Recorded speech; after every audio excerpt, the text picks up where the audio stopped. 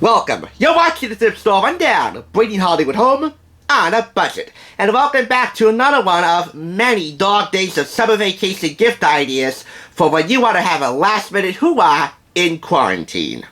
You remember in my 17 magazine ultimate guide to guys review, that book lists 20 ultimate date ideas, and I told you that 2 of them combined to form a really cool food-based music festival in Highland Park, Illinois? Guess what? They were have an outdoor picnic and go to an outdoor concert. A marriage of the best of both ideas resulted in this.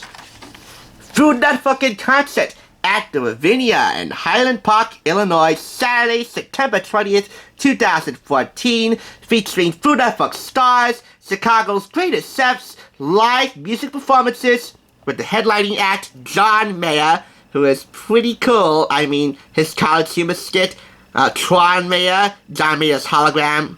Oh, that was something else. My favorite part was when he recited, well, his hologram recited, "I'm Laura Liddy, and this is Masterpiece Classic." That itself is a classic. Link below if you want to check that out. It was awesome. Supporting acts, Raoul Midon and Twin Forks. The national charity partner for that concert was No Kid Hungry, Share Our Strength.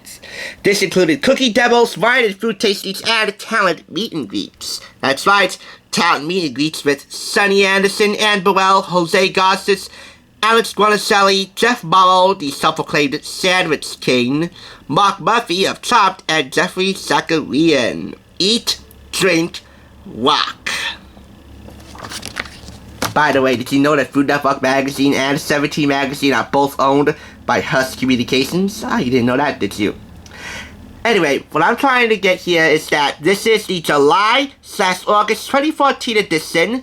This is a special issue within an issue of Food That Fuck magazine. This is part of a larger issue which you see right here, with an all-American cookout theme.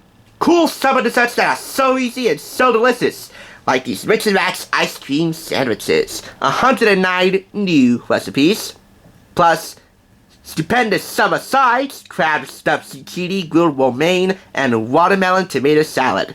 A pull-out booklet with 50 grilled steaks. Oh yeah, now I got your attention.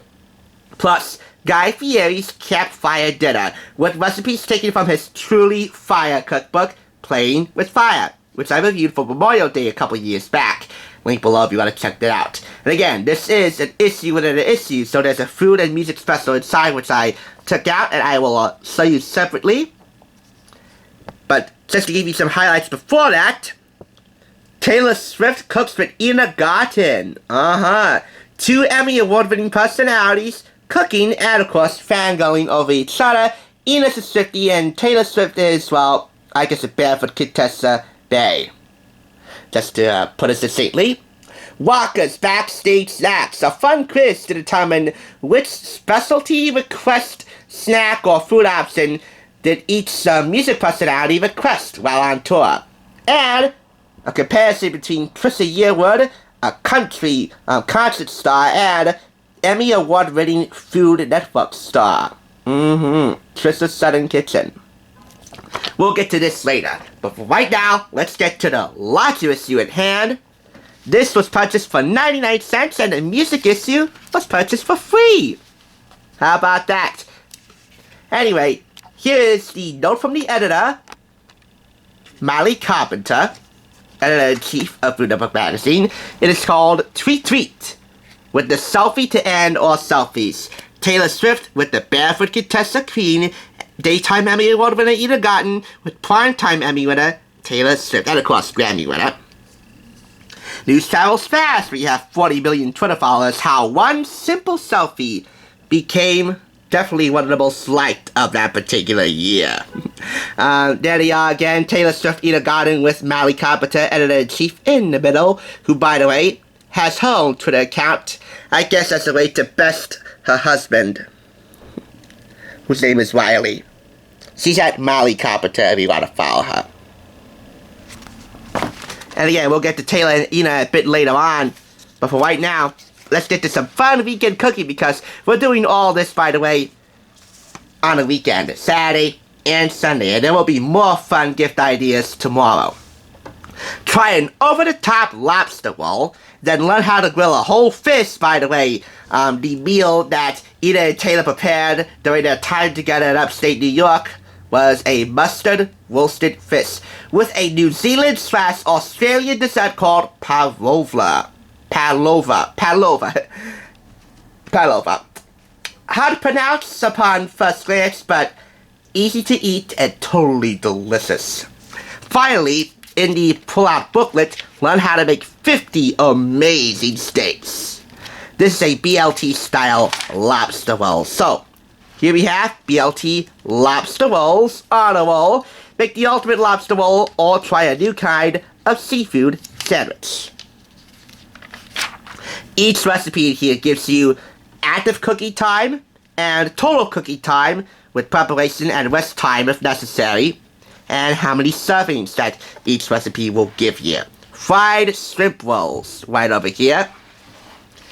The photography is just as delicious. Have a look here.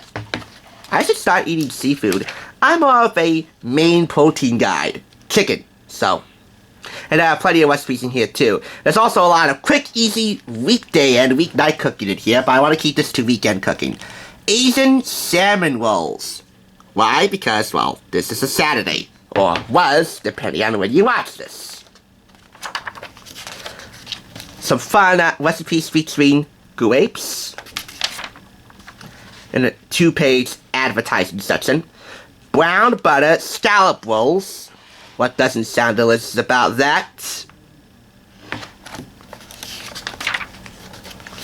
And the scoop. Again, this is a promotion. I actually do own the Food Network Best Recipes cookbook as a whole. I believe it's 2014, although it could be 2013, I don't know.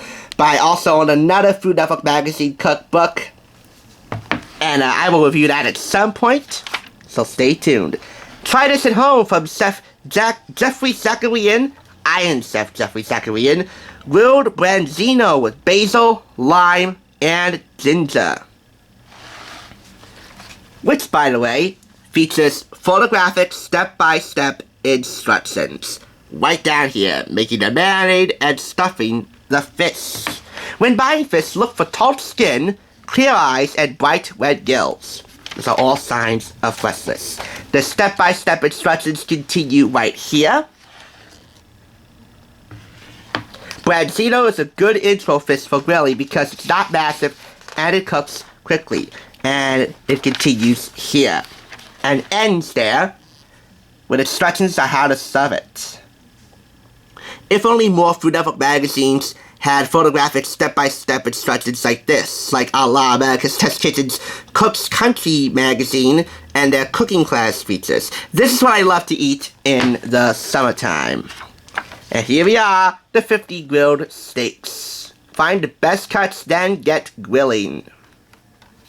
And these are the cuts that they recommend. So here we have top blade hanger steak, ribeye, tri-tip, sirloin, flank, filet mignon, definitely expensive, strip, porterhouse on T-bone, and scut.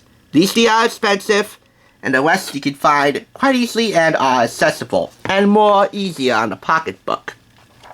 I actually pulled out a lot of these booklets separately, and now I have no idea what I did with them. So, anyway, zoom in on the grilled steak booklet, and I'm not a red eat meater, or at least not yet, but this booklet gives you great recipes for each cut of beef.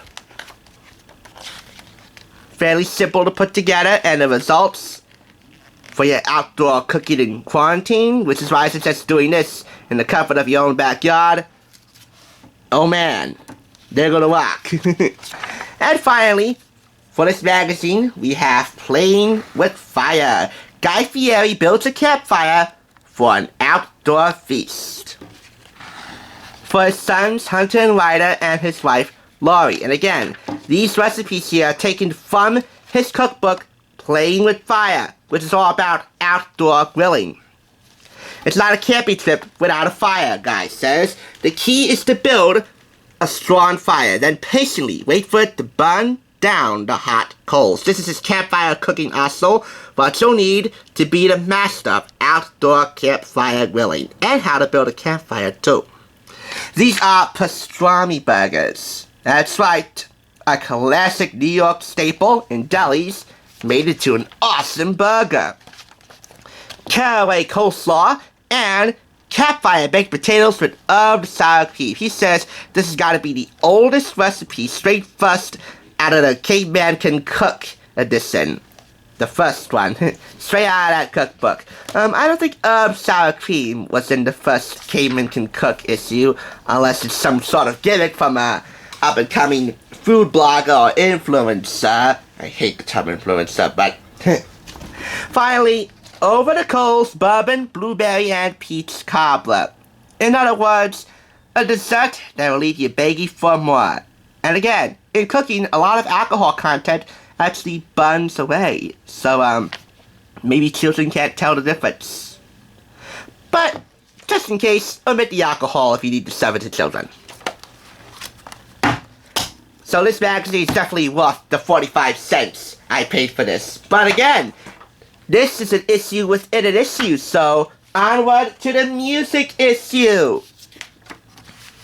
This all started with a crazy idea. What if Food Network threw a concert, not a music festival with a food trucks on the side, but a full-blown music event with food and big stars from both worlds? Oh yeah, that happened. September 20th, 2014. So here, the celebs of Food Network in concert reveal their favorite songs for jamming out in the kitchen.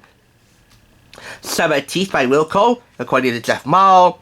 Good Riddance Time of Your Life by Green Day, Mark Murphy. And Bewell of What's the Frequency, Kenneth by Rem. So on and so forth. And a lot of diverse selections here. Tupac, David Bowie, Frank Sinatra, Stevie Wonder, Prince, Green Day, Wilco. You get it, it's diverse. And now on to So Happy Together. When Food Network stars pair up with their favorite musician buddies, you can tell that food and music are just meant for each other. The dynamic duos in here, which are definitely unlikely but kinda cool. Aside from Ina Garten and Taylor Swift, Jeffrey Zacharian and Ja Rule, Jeff Morrow and Billy Corgan, and Michael Simon and the king of beach rock, really, for this generation, Sammy Hagar. Yep, Iron Chef and Emmy-winning Q co-host with one of his music idols. How can you go on? I could tell you more about the Taylor Swift and Ina Garten collaboration, but thank God for clever news. They are the Swifties news resource. And I'm not a Swiftie, but I gotta admit, Taylor looks pretty darn hot here. And the entire photo spread as a whole is pretty adorable. Let's throw it over to Misty Kidman with more on this fun collaboration. Taylor Swift is turning all chef on us, featured on the Food Network.